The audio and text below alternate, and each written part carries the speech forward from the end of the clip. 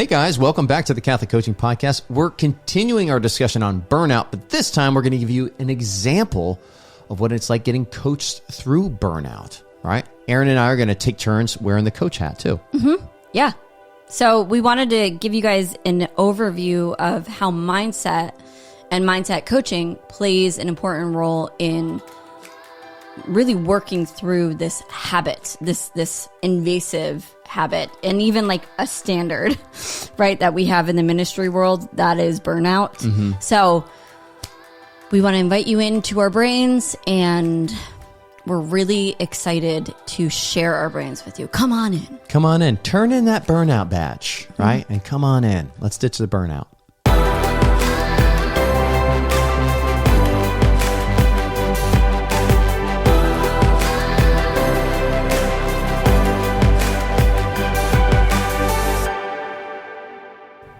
Welcome back to the Catholic Coaching Podcast. My name is Matt. And I'm Aaron. We are your Catholic coaches for the day, and we're going to be talking about burnout a little bit more. So we just had our podcast on burnout.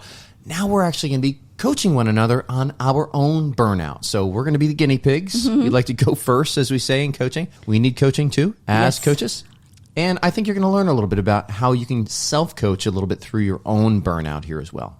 Yeah. And also, I think what we wanted to show you, because remember, if you listen to that burnout podcast, we talked about how the very first thing and probably the strongest indicator of burnout is mental and emotional exhaustion.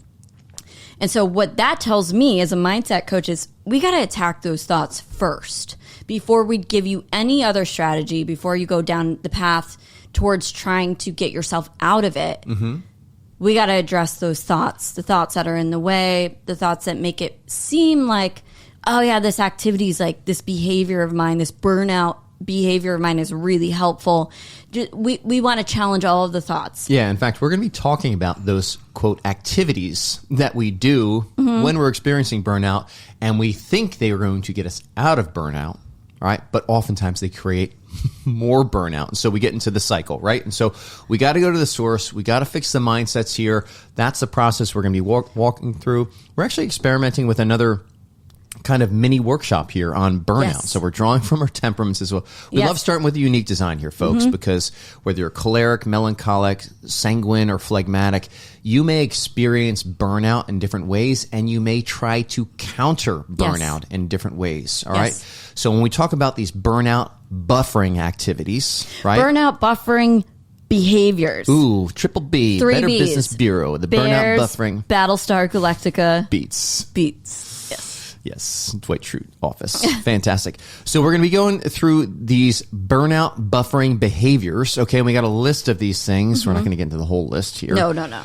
But that's something that's part of our burnout workshop. I'm just going to say we have a burnout workshop. We're and doing you're getting it. It's going to happen. It's going to happen. You're going to come too, and it's going to be amazing. We're going to help you work through your own burnout buffering behaviors, right? Identify those things, and then get to the core mindsets that are driving those things so you can start feeling that freedom, right, on the other side of the burnout without having to change your circumstances. That's the thing that I'm really excited about here, is that oftentimes, and this goes back to our last podcast, we point the finger of blame for our burnout at our circumstances or other people or even our own lack. And we just abdicate all of these things that are really within our control to really address the burnout in a way that's actually productive. Here, we're going to be coaching. We're going to be finding our locus of control. We're going to be finding what's in our authority here, and we're going to steward it well. And we invite you to do it along with us. Yes. So, Aaron, you're going to go first coaching me. I'm going to coach you. And we have not coached each other on this.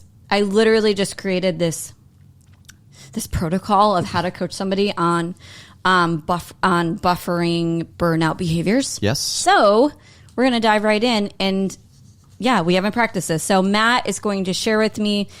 And I've got I've got literally 10 pages of printed out notes, like burnout buffering behaviors. Me. Okay. Sorry. That Aaron, like lots of notes. And I'll tell you what, since we discovered Chat GPT, it really does a lot of organizing things and spitting out data for us. And so thank you, AI. Yes. All right. So if you're following along, I want you guys to listen.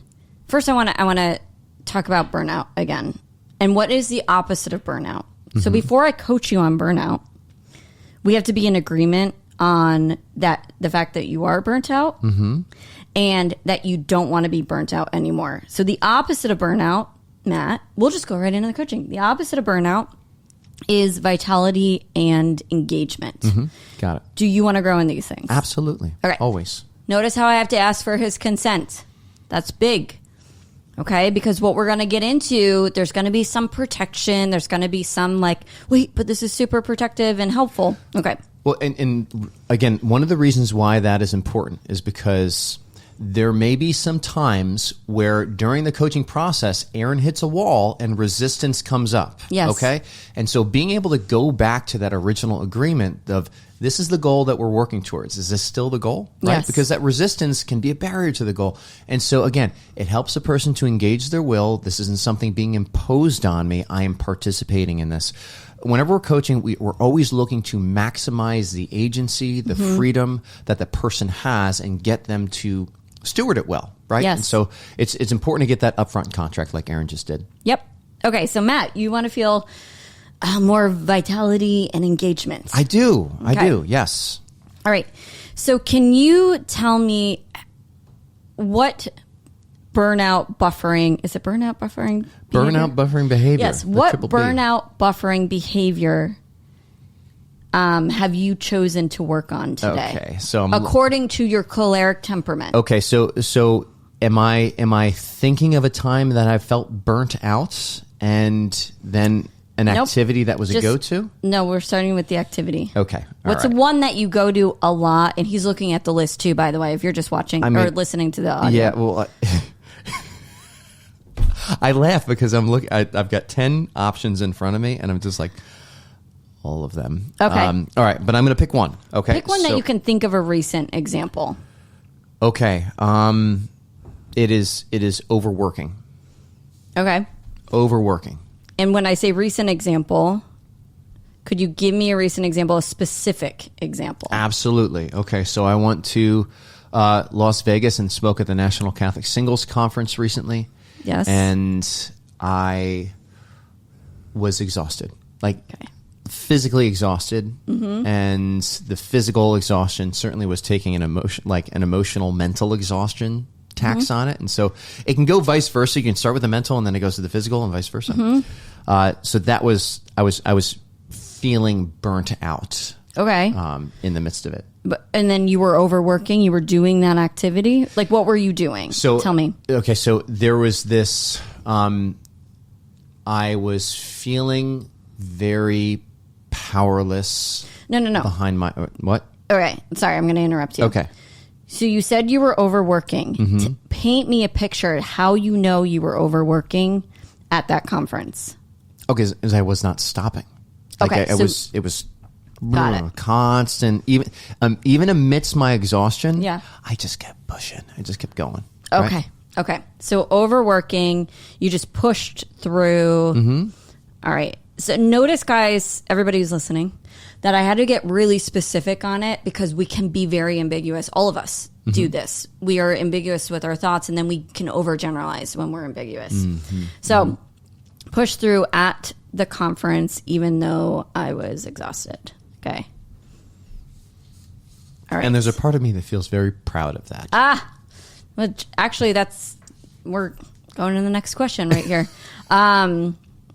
Okay. So we have this overworking buffering activity that you do. And then a recent example is you're at the conference so exhausted physically, even exhausted, and you push through the conference even though you were exhausted, even though you probably could have gone up and taken a nap or whatever. You were just like, I'm going. Okay. I did take a nap at one point, though. Good. Okay. Yay. Okay. Work in progress. So you said something that you're like, I'm a little proud of that. And my next question is, why do you think, what do you think this activity is actually going to get you? What results? I'm getting it done. I'm getting it done. Getting it done. I'm not wasting an opportunity. That's the other thing. I'm not going to waste an opportunity. We've got a nice vendor booth here. Like, I get to introduce people to Metanoia Catholic. I get to be present at this thing. Okay. I'm not going to waste an opportunity. Okay. So I'm not wasting an opportunity. Is that a thought that comes up a lot that causes you to overwork? So efficiency is a big driver for me. Yeah. It's one of my, like, I go to my motivating words. You say, how can we get this done efficiently? I'm all about that because I love scale. I think that's part of my unique design and my unique calls to kind of build things at scale. And scale needs efficiency. I love all of the different Lean Six Sigma and Kaizen kind of approaches to things. So all that to illustrate this big drive that I have for efficiency. Yeah. And so not wasting. Waste is the opposite of efficiency. Efficiency gets rid of a waste. And so there's a lot of motivation that's behind this, a natural motivation and dopamine hit that I get from this perception of I'm being more efficient here. Okay. Almost to the point where I neglect. It's just... Well, it sounds like you do. Sounds like you do neglect these things. Okay.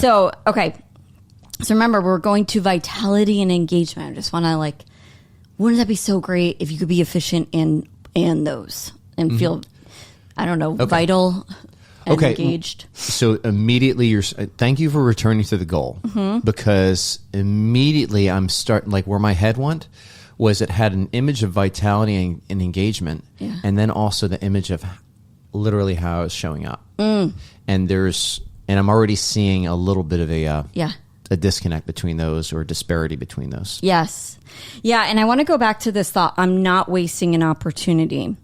And I'm thinking of a couple other ways to say that thought. So you tell me because I'm wondering if this thought leads to a good emotional fuel or not, or like a poor emotional fuel.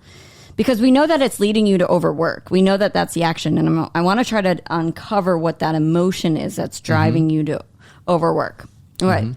So is it something like I might waste this opportunity? No, it's not so much, it's like, I don't want to look back and regret. So I don't want to look back and see that I didn't take as advantage enough. I didn't have those conversations. I didn't make myself available. Yeah. So it's more like I don't want to look back and regret this. This is like our first in-person event here too. We've been behind screens since COVID, and so I just and I love that. That's kind of an ideal condition for me, being around other people and having real intimate face-to-face conversations. And I love the opportunities I was going to have those. And so there's a little bit of sadness, like mourning, like I'm going to miss out on those too. Okay, so there's a couple other thoughts here. Okay. I think if we were to look at this scenario as like a thought tree, and there's like a belief that's like the trunk, and then there's all these other branches, right?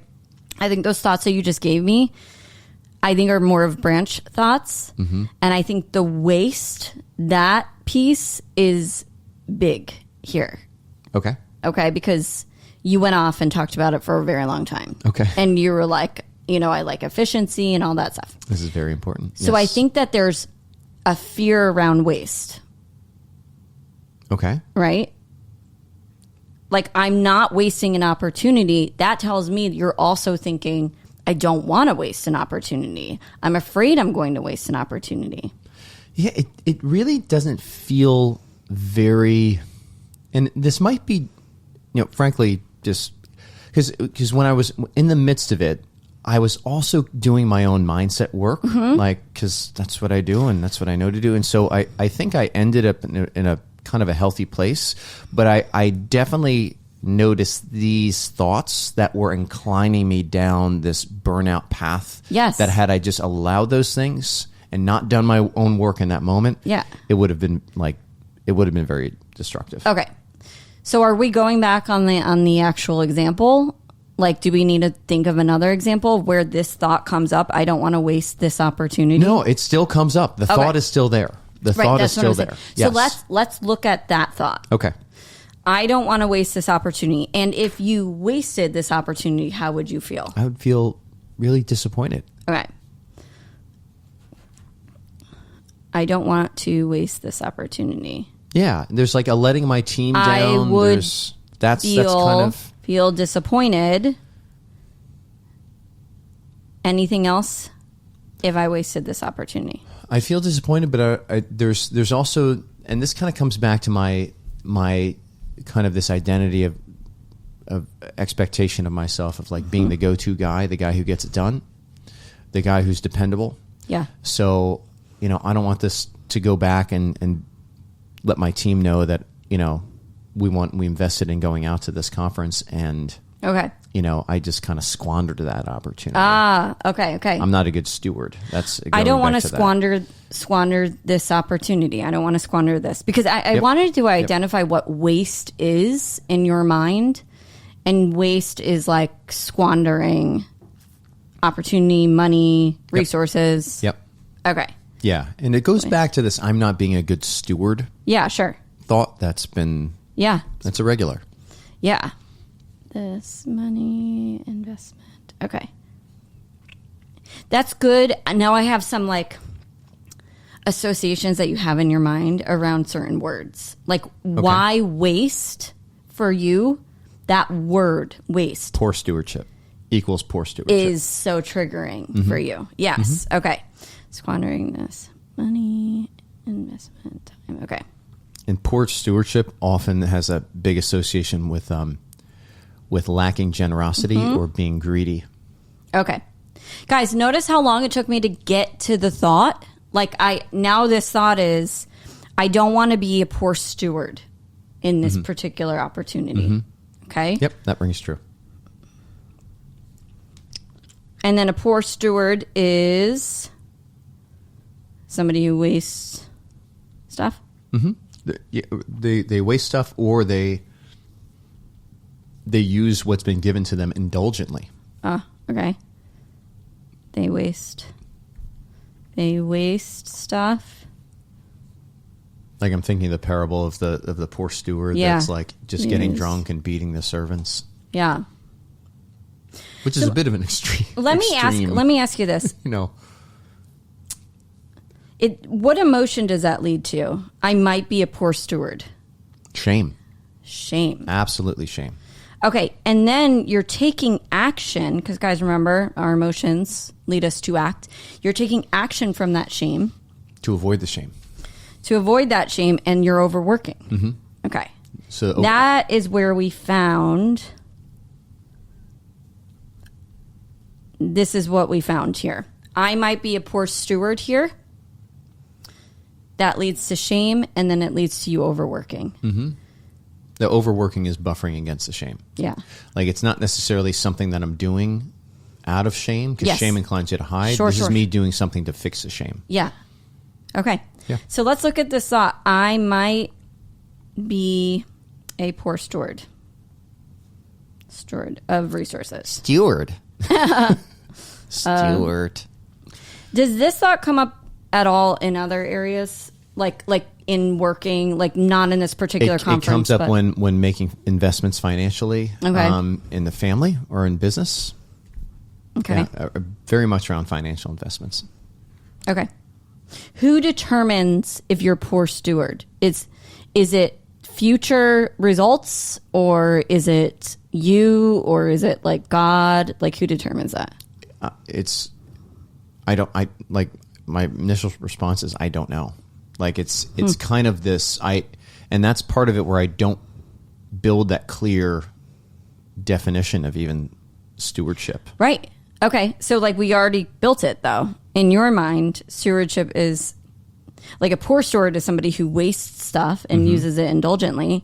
So a good steward would be somebody who uses stuff well. Yep. And is not indulgent with it. Yep. Okay. So could we just own that you're making this standard? Yes, I'm arbitrarily looking at it and being like, okay, this is, and I'm making a very quick snap judgment. I think one thing I want you to think about too is imagine what other actions you're showing up like doing, these other behaviors you're showing up doing from a place of shame. Like at this conference and doing work, past the time that you said you would. Right? Like what what is the quality of that work? Well, it's done now towards in an effort for self-justification. That's like the motive that's behind it. And so it's not necessarily, I mean, this is me intellectually looking at it and saying like, okay, I don't see that as being fruitful compared to doing something driven out of, this is the right thing to do. This is, the appropriate thing to do in the given circumstances. This is, Like what emotion instead of shame would you like to do it from? I like doing it from conviction and like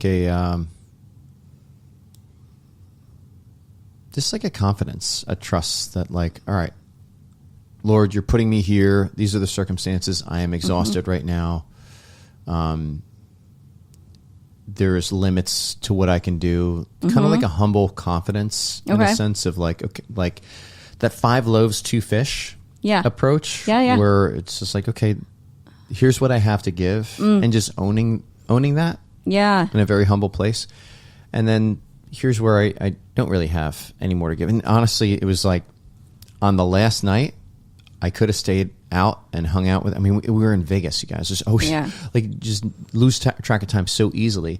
And there were awesome people that I really did want to hang out with. And I had to be up for a flight at 5 a.m. on Sunday. And there was all that going on. And it was just like I had to be at work on Monday, healthy.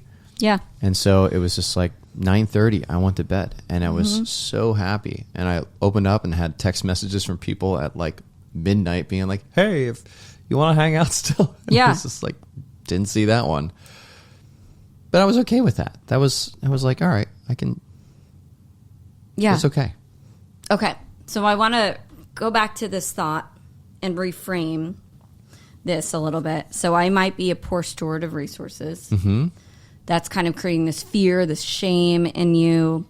You're overworking. You're focusing on yourself. You're kind of like making yourself the source of good stewardship. And then you're judging yourself from it. Which if we were like a fly in the wall watching somebody show up that way, we'd probably be like, ugh, go take a nap or something. It would probably be like it wouldn't show up in vitality or engagement. It would be very much a kind of a self-protection type of like, I don't want to feel this way, so I'm going to be doing this to justify myself. Right? Yeah, like I'm looking, honestly though, I'm looking at it and it's just like, I don't think that's how I looked. It was more so, it was because I was there and I was still present and I was exhausted. And like there was a point though when I had to look people in the face and say like, I'm sorry, I gotta cut out. Like I'm just beat. I wish I could continue this. I'm beat. I'm exhausted, and it was okay. Yeah. See, I think you have a thought about overworking, and I think you think it's helpful. Sure. Okay. Yeah. Okay. In this case, because here's what I'm saying: like overworking is one of those burnout activities here. Okay. How is it not helpful? I think it's not helpful when it stops, or when you.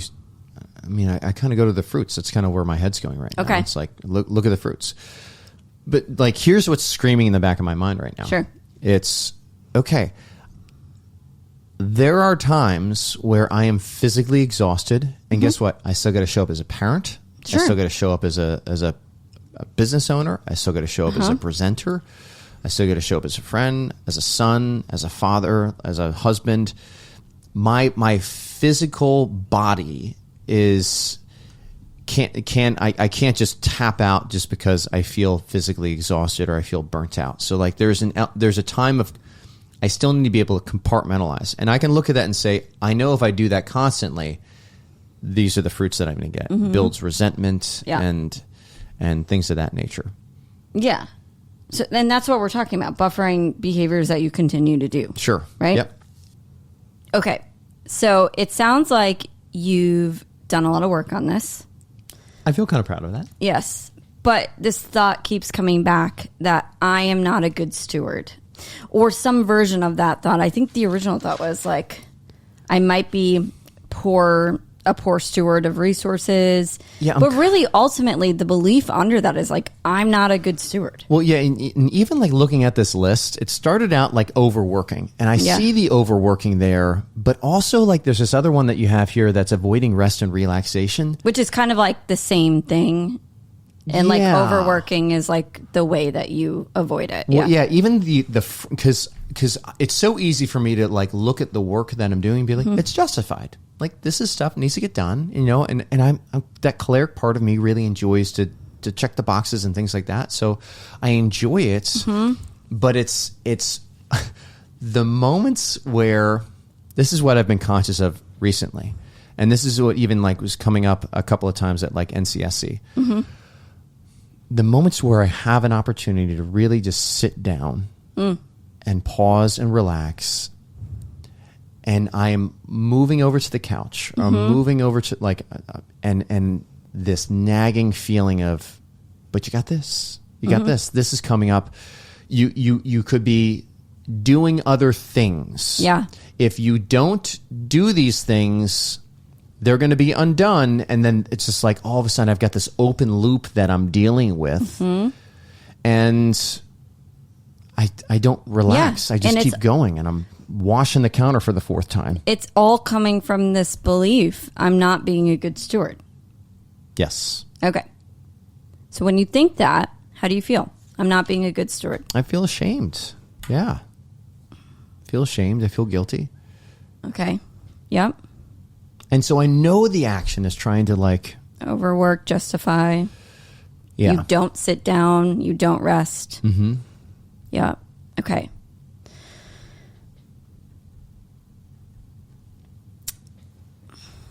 What is that tone of voice? Like how is that thought spoken to you? It's very condemning. Like, Matt, you're not being a good steward. Yeah, it's condemning. It's like judgmental. Judgmental. Okay. Is that from God? That tone? No, that tone is not how the Father speaks to me. Okay. Why is this a protective thought for you? What is this protecting? I think it protects me against the shame of that thought being true, of being a poor steward. Yeah, but you're the one saying it. You're the one determining the standards. Yeah, it's like I want to build up evidence. I think the action builds up evidence that, no, I'm doing everything I can, like that busyness. The action doesn't build up the evidence, actually. You know what builds up evidence? Finding thoughts and like actually building up evidence in your mind. Sure. Yep. So, how about this? Try this. Try thinking about how you already are a good steward. And then saying, what could I do more in that way? Because here's the thing. We know that when you are doing this overworking and not resting and relaxing, you are not showing up in full vitality or engagement. So we could argue and say, you're not being a good steward of your energy right now. No. Right? No. Nor my focus. Okay. Like, yeah. So that's like actually how you're not being a good steward is when you're pushing it and it's coming from this place of guilt and shame. You're actually not being a good steward of your energy and your focus. Agreed. Yeah. Yeah. Yeah. So how do we be a good steward and like make it achievable? Is there a way of doing that? Well, I think I want to bring my own choice back into this too and this is something that I thought I want to borrow and bring over here because it's been helpful. Okay. And it is kind of like resting on and reflecting on my own finiteness. Like there is a limit. This Marine Corps, there's always something more that you could do. Yeah. Kind of mentality. That's an exhausting mentality. Because at some point there's there is nothing more that you can do. And I can see how this just kind of lends itself towards a self-reliance and a stewardship that's even apart from a relationship with God, where it's just like, okay, in order for me to know how to steward well what's the resources given to me in this moment, I really need to be in a right relationship with the Lord. And here I can see myself like just even showing up in my action line here is I'm trying to be the one that figures out what stewardship is. Yes. Or I'm the arbiter of what a good steward is. And by the fruits, I'm not a good arbiter in that case. Yeah. Yeah. Something that you said earlier was, what's it? The 5 loaves and 2 fish. These are my 5 loaves and 2 fish. Okay, so what would that look like if you borrowed that thought and applied it here? When you start to feel that urgency, that, oh, I'm doing this from a place of justification, like I'm trying to justify myself. I'm trying to prove that I'm a good steward. Like, do you know what that feels like? No. You don't? Like, I've never actually paused and just really entered into that. Just allowed, Right. For me, I know when I'm giving from a place of depletion because of the agitation, from the urgency, from all of that. Right. So like I know my tells, but I think it would be helpful for you to know what your tell is. Like, how do we know that you're giving from this place of guilt and self-justification versus freely giving because this is just a natural strength of yours? Yeah. Yep. So maybe that's the first thing you do is figure out what that is. Like, just be aware of when, like, all of a sudden I see myself like going to sit down on the couch and this is like, ooh, all these things. And like, just why, like, even pausing and be like, why am I continuing to work right now? Okay. And asking her and being honest, because here's the thing, you're going to justify that. Yeah. So like, hey, permission to have 2 loaves here. Something like that. So I think that's one piece. I think that's essential. Actually, I don't even think that you can do anything else until you know that, until you know your tell. Know my tell when I'm going into the overuse, you're saying? Yes. Okay. Like, knowing my tell means like knowing the sensations in my body, knowing the fruits. The thoughts you're thinking. Knowing some of the common, Yeah, because here's where it's confusing behaviors for you. Because I think you think the same fruits come from overwork, from a place of stress, and just giving it all. I think you think the fruits are the same. But you could start looking at the fruits. I would start with your interior life, if you can, like, understand the emotion that's driving it. Because you will get a different product from guilt versus generosity. You will get a different product from shame versus humility. Like, that will happen. Because you're going to do different things and you're going to show up differently. So really, I think learn your tell. Learn your tells. Okay, why am I continuing to do this? Am I feeling urgent behind that? That's usually a question I ask myself. Is there urgency here? Am I rushing? That's like such an easy tell. Okay. I can do that. Yeah. I can do that. All right. And also, you can lean on that old thought and use it with, these are my 5 loaves and 2 fish. 5 loaves. Finite. That's okay. Yep. Yeah. Like, you can practice those, but I think part of mindset is to understand when you need to practice certain thoughts and understanding when you are actually experiencing this activity.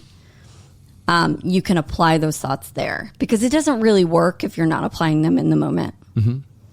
Yeah. Like, I can even think specific circumstances, kind of wrap up here, but like some specific circumstances, if I'm working and it's like getting close to dinner time and Avila's home and she's here and it's like this, I'm feeling the battle between, my Christian vocation, which is really, it's more important to my own growth and holiness than my work. Yeah. Right.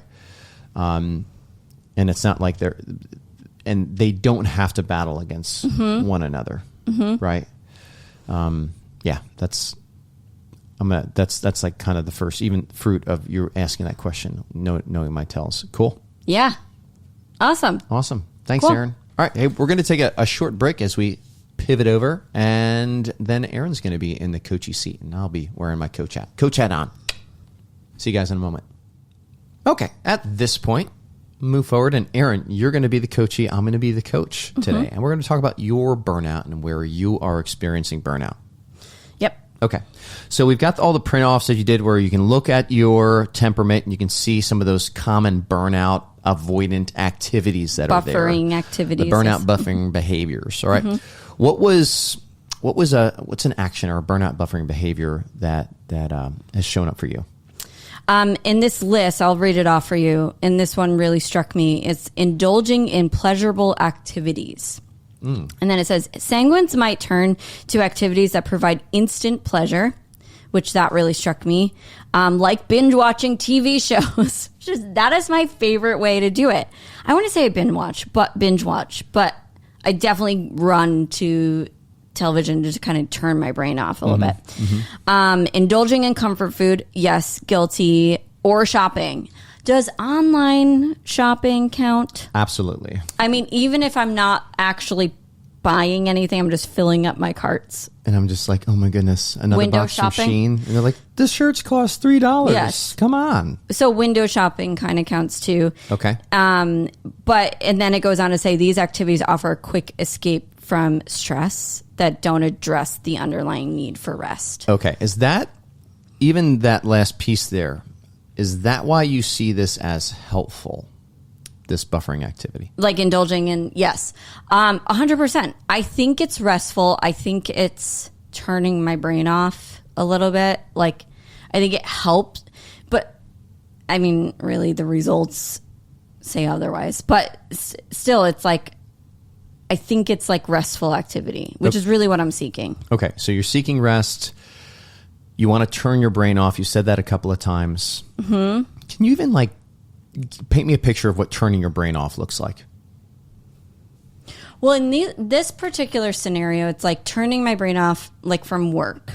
Okay, so go ahead. You know, like I just am like always creating stuff, and like watching somebody else create is actually helpful for me to turn my brain off. But I also think another driving force here where I think it's helpful, I don't know if I think it's helpful. It's just, here's the thought. I don't want to feel needed right now. It's a respite. It's a break. Okay. I don't want to feel needed. Yeah.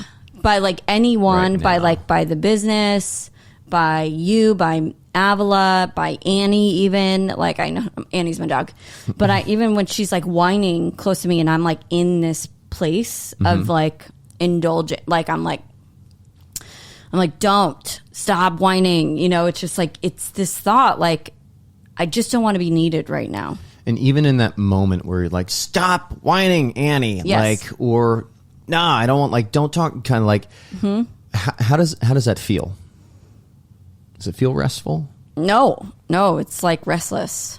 Okay. It's and restless. Frustration. I think there's like, I feel like I need to protect that time. Okay. And so there's something that lies under all of this is like, I deserve this. Okay. And I really, really want this. And yeah. Okay. So even this next, like, what are we protecting and what's the lack here that's there? So is it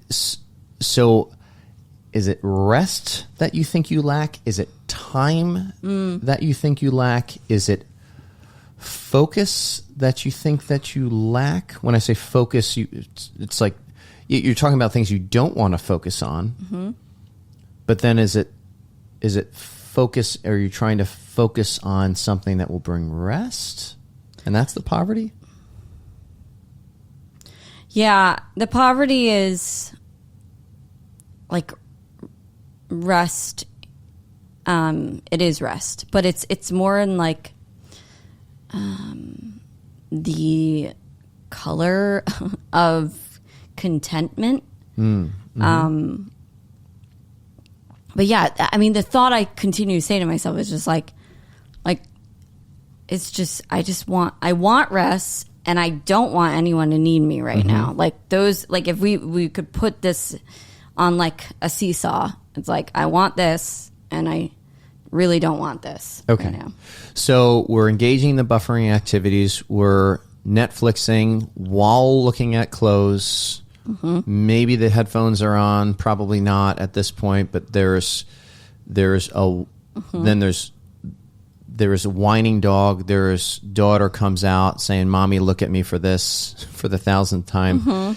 And Matt that comes in and has, so all of this is happening in this environment. Are you experiencing rest? No. And is there any rest that you're, even a small percentage? No. Yeah, I'm still like, I deserve this. I deserve this time. Like, leave me alone. That's like my thought. It's just like, I deserve this. Leave me alone. Do not threaten this from me. I deserve this. Leave me alone. I do not threaten this. Do not take this away. Tell me about this, because I want to get clear on this image of rest that you have. So it really seems like you're seeking rest sincerely here, but like, what does rest look like? It's just like, it's like shutting my brain off for a minute. And like allowing myself to sit, because most days I'm moving. And if I'm not moving, I'm like sitting and working. So like my brain is working. Okay. You know? So I want to turn my brain off. So literally it's mental and physical rest. Those are the two things. Emotional too is the whole like relationship, like people needing me. And so it's like, it's literally rest on all capacities. Okay. So it's mental, physical rest. I am allowing myself to sit, right? And so I'm allowing myself to sit, and then I'm not needed in that moment. Okay, so I want to dial in on this image of rest a little bit more. Let me share the one that I'm getting, and you tell me if it's hitting the mark, where it's missing the mark. Can we do that? Okay, all right. So I'm picturing you sitting, not in front of a computer.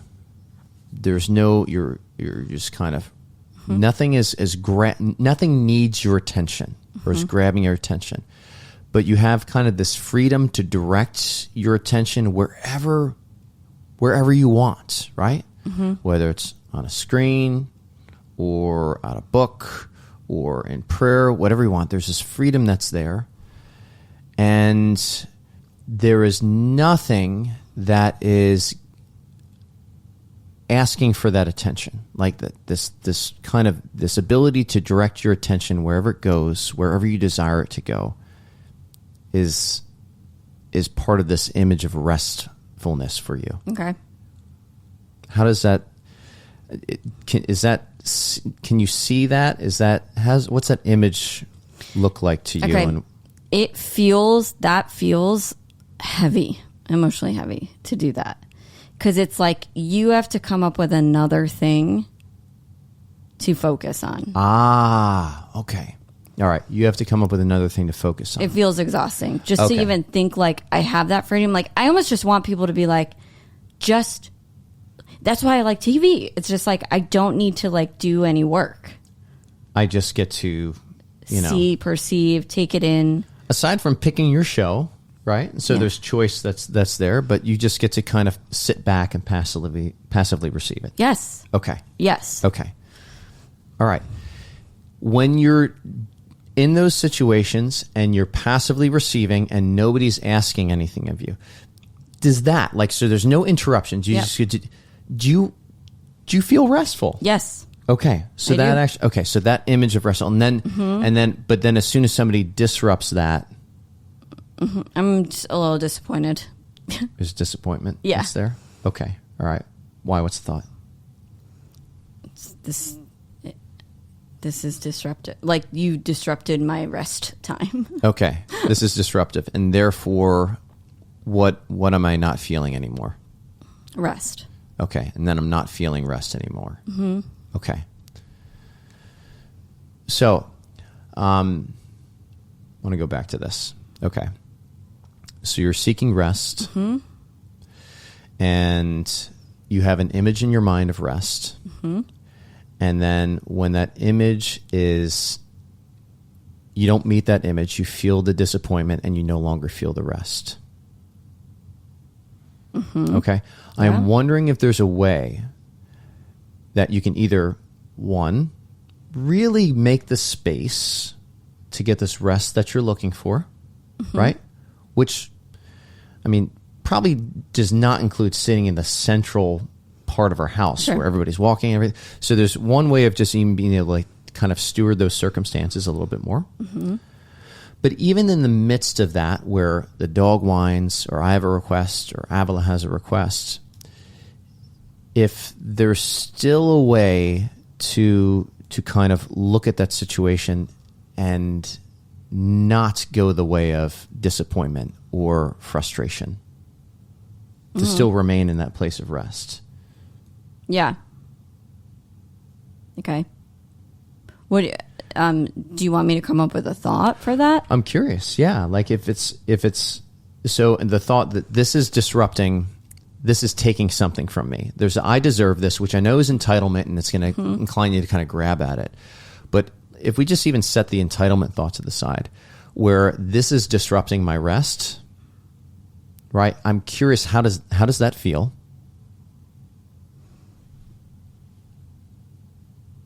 Disappointed. Okay. Yeah. All right. And then from that place of disappointment, what do you do in response? Yeah, like I kind of dig my heels in more here. Okay. Dig my heels in more. Mm-hmm. Tell me more. That, like, I'm just like, this is my time. Like, and I get mad and frustrated. Okay. This is my time. I dig my heels in more. I get mad. Okay. What else happens from just kind of like, say, for example, it's causing a lot of unrest in you. It sounds like. Yes. Okay. How you doing? Good. Okay. All right. Is this helpful?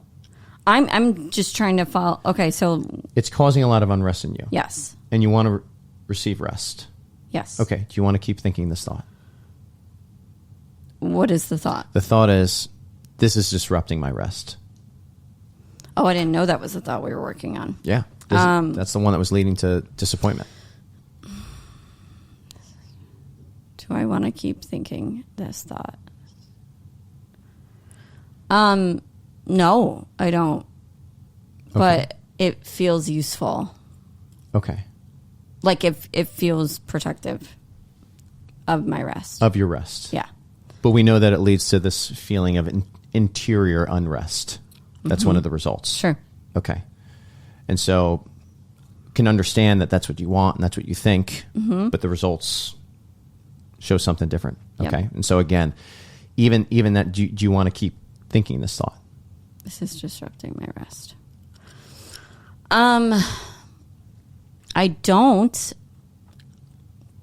want to keep thinking this thought, but then my mind goes to what protects my rest? Like, how can I protect my rest? Because it will be disrupted. That's like where my mind goes. Yeah, it will. So if we say it will be disruptive, and even that word, like, how does that word disrupted? Disrupted. How does that word feel? It's annoying. It's annoying. Mm-hmm. Okay. So even like this, it will be disrupted is kind of creating, I imagine, some annoyance. Okay. Leading more to the unrest. Mm-hmm. Okay. Is there another word that we could use to kind of even describe when the dog speaks or when I speak or when Avila speaks in that moment where you're looking for the rest that's not really as heavy?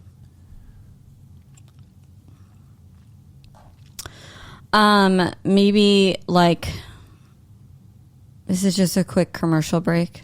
Okay. Yeah. Like I was wondering, like, cause disrupted is like, it's a real break. Mm-hmm. And even that, how does that feel? It's a quick commercial break. It's like funny. Okay. To me. And it's a nice reframe. It's a nice reframe. Okay. Yeah. How does it feel? It feels better than disrupted. Yeah. Okay. Like this is just a little commercial break. Okay. This is just a little commercial break. Mm-hmm. All right. And then you can go right back to the rest as soon as that break is done. Yep. Okay. Do you feel like you get to choose how long that break? No. Okay. Okay. So that's kind of like it's a commercial break, but then powerless to how long that commercial break lasts. Yes. Okay. All right. And that, I imagine, leads to the unrest and the I need this. Like, yes. And here's the thing. I can decide how much energy I want to give to that disruption, like, or that commercial break, if you will. Like, I can be like, I could just create a boundary and be like, hey, this is my time, or whatever. Yeah. Okay. This is my time. And like, this is also like communicating. This is my time. This is how I'd like to use my time, communicating for the rest to the rest of the family. Yes. This is kind of even how long, if you can just give me this amount of space. Okay. Does that feel a little bit more empowering? It does. Yeah. Okay. I don't feel so scared around it. Like, so like protective around it. If I can just kind of establish, hey, I'm doing this, I'm going to be doing this. Like, if you need anything from me, like this is my time right now. Yeah. Because you've done that with me before. We've been like, hey, I'm just going to go and shut my brain off for a little bit. Yes. And I know what that means. Like, I get that, right? 6-year-old and a dog probably don't know exactly what that means. But then when you go on a bike ride now. Yeah. There's other activities for sure. It's not just watching TV. Sometimes it's journaling. It's like, hey, can I take 15 minutes and just journal? Yeah, or you go to the Adoration Chapel sometimes too. Yeah. Okay, so like even some of those activities are kind of less rich with these trigger conditions, so to speak, right? Than the one. Okay, and so it seems like you probably, well, let me ask this. When you're on the bike ride, does this thought, this might be like I might have a disruption? No. Or when you're in the Adoration Chapel? Nope. Okay. Unless when people are coming in and cleaning in the middle of adoration, and then there's like a little triggering that goes on there. Leaf blowers right outside the door. Okay. Yeah. What about when you're in our bedroom on your own, the door shut? It's less likely to be interrupted, but it still might be. Matt, this is why I like to leave when I work out. Sure. Yeah. Like literally get out of the house and like nobody's coming in. This is why I like to leave when I go out, when I work. Like I go out to, and I don't mind some interruptions, like some people who see me, but most people who see me with my headphones and see me working, like they're not quick to interrupt. Yeah. Yeah. So that's it. I mean, I think that's what the thing is the thought about I will be interrupted, so I have to rush or I have to fight for this. Okay. And even that, I imagine that thought, even as you're sitting there, you're trying to protect this rest time that you have, which is where I get to focus on what I want to focus on right now without necessarily being needed. Right. That's another thing. Like I get to choose what I want to focus on. Right. Like my entire day. Yes. It's full of other people choosing that for me. Yes. And the reality is that when other people are around, they are making impressions on you that you can't, you literally, you say, I want to shut my brain off. We literally cannot do that. Yeah. And I wonder even if that thought, like I'm going to shut my brain off, is some that creates this image that you somehow can shut your brain off. Right? Yeah. Well, really, it's just like, hey, I would just want to have a moment where I can focus, or a couple of moments, or 30 minutes, or an hour where I can focus on whatever it is I want to focus on. How does that seem? What's that image of rest look like for you? That's so like refreshing to think refreshing. Like I just get to like focus on this thing. Okay. So we're defining rest for you a little bit more. I get to focus on this one thing, whatever it is I choose for I'm like, a period of time. I'm not like doing work. I'm actually like receiving it in that way. But it's interesting how bike riding is like, arguably that is doing physical labor. It's active. Or like but it's still like has no effect on me on that. Well, it's the pure enjoyment of itself, right? It's not working towards an end, a means to an end. It's the pure enjoyment, which is really what recreation is, right? Okay. And that's it. It's like just enjoyment. Like I just want to focus on this time of enjoyment. Okay. All right. So we've taken a while to get here, folks, but what we've done is we've really framed out what rest, and we put a definition of it for Erin, where it's just like, okay, it's time set aside to focus on what she wants to focus on without it having to turn into something productive at the end of it. Okay. So knowing that, and knowing that it's like that, like you can't be attentive to an interruption. Yeah. While also being focused on whatever it is you feel like being focused on for a while. What's an empowering way that you can approach this desire for rest in the future? I think it's design my recreation time. Ooh, how does that feel? Way better. I get to design my recreation time. Yeah. Yeah, and when I kind of look at it as like time blocking, I feel less guilty about establishing it. Like now it's just kind of like haphazard. It's like, oh, this is my recreation time right now. So everybody don't talk to me, like, but if it's like designed in and throughout my day too, I don't think, and that's been one thing that even in journaling on this, I don't design it throughout the day. And that's why I feel like at the end, there's an overindulgence because I haven't kind of having on these little hits and knowing that I'm sanguine and that is incredibly valuable to me is enjoyment and fun and that kind of stuff. Like to have that permission to just design it throughout the day. Yeah. It's interesting, Erin. So this is just kind of me observing from the outside and folks, maybe you can identify with this here as well. I've noticed that when you go on the bike ride and you just give yourself the time to be outside, like in the ideal environment that actually allows you to do the things that bring rest and relaxation. Okay. Versus when you are kind of letting the guilt of taking that time drive the train where it's just like, I'm going to be here, but I'm not going to be here. Yeah. I'm going to be here and available, but I'm not going to be available. Like physically, I'll be here. Physically here. But mentally and emotionally. But mentally and emotionally, I'm not. Checked out, yeah. And then you never really get the rest, but you're never really there either. And I imagine that can kind of lead to even more of the guilt. Right? Without any of the and more of the frustration and the resentment. Yes, okay. Yes. All right. So it seems like there's just like the Lord is inviting you to kind of enter into these ideal conditions and not give them this place of depletion. Yeah. Yeah. Okay. Just have some permission to do that. Yeah. I'd love to help you design this. Okay.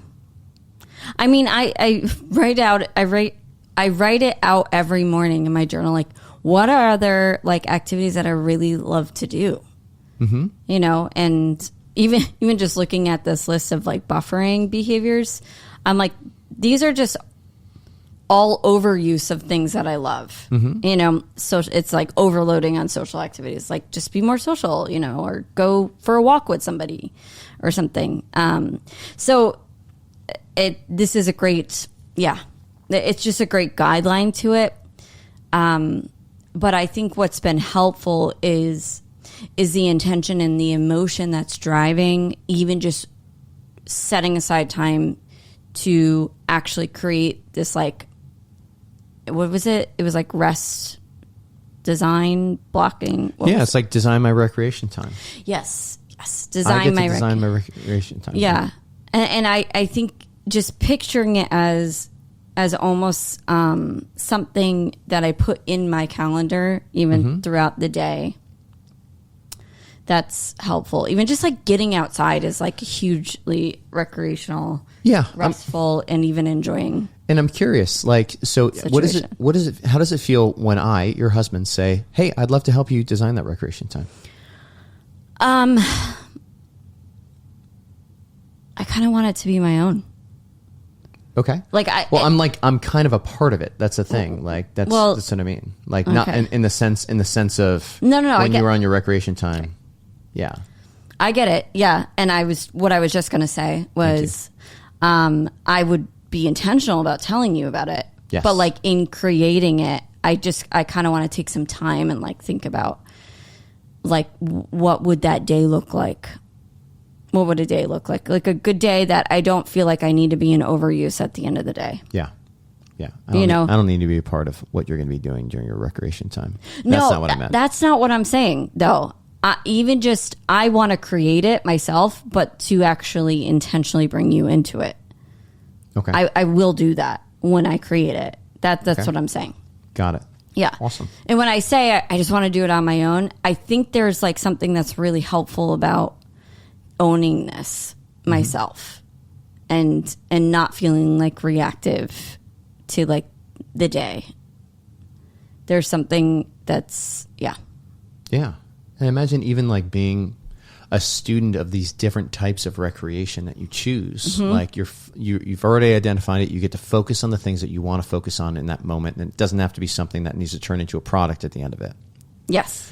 And I imagine there may be some activities that bring you greater rest, but that might change. Like it really, adoration maybe one day, scrolling on Instagram maybe another day, watching a show maybe another day, which is listening like to a podcast, bike so ride. That's so helpful because that's one thing I've been even just allowing myself, even journaling in the morning.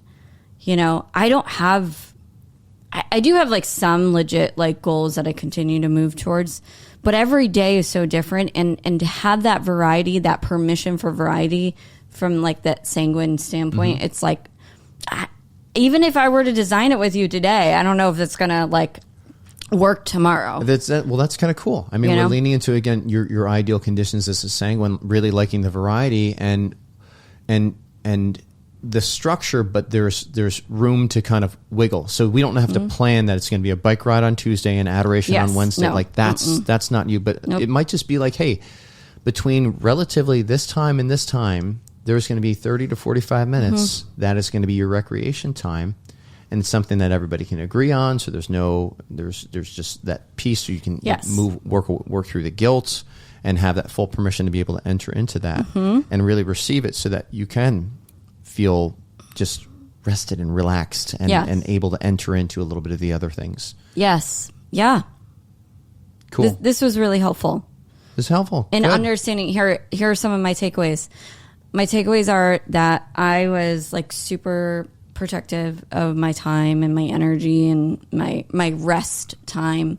And really, I think what I was like lacking was like right recreation in my life where, yes, I was feeling like fulfilled, like in the rest category, but also sometimes it's just enjoyment, just pure enjoyment. And that's like a way that I rest and like just kind of creating this idea of designing my recreation time and like peppering that throughout the day. I feel like I will be less in this behavior, this buffering behavior. Because I notice when I have a full day and it's just pure recreation, I don't have the same impulse to just be like, leave me alone. Don't bother me. So yes, really helpful working through that thought too. A couple of those thoughts around that. Awesome. Yeah. Okay. So again, like how do we know we're in burnout? Like we've got those three dimensions that we talked about in the last podcast. The one is that there's that mental exhaustion.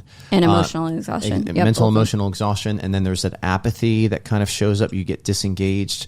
And then what was that? The third one, Erin, It was just like a lack of confidence and competence because you lack skills. Right. Yeah. And so even here, like we engaged a bit of a skill. We're learning a skill or at least a frame on how you can look at this and grow this skill, nurture the skill of building that right recreation that but even now, like we've given at least some guidelines to it that Erin recreates when she's getting to focus on whatever she wants to focus on in that moment.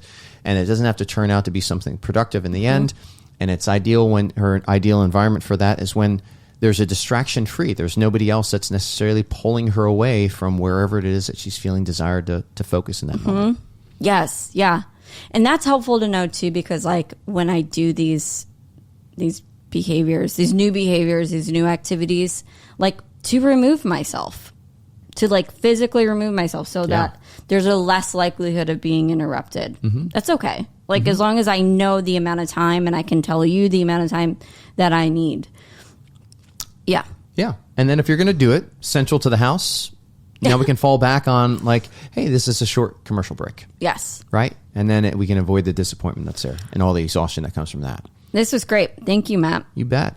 Awesome. That's what we got. So if you want to get coached more on your own burnout, goodness. Our academy, where we're going with our academy is really focusing on those people that are in those formation roles, those people that are, perhaps you're a ministry professional or you're working in some sort of an organization that has a lot of human formation work that you're doing. You're coming alongside other people.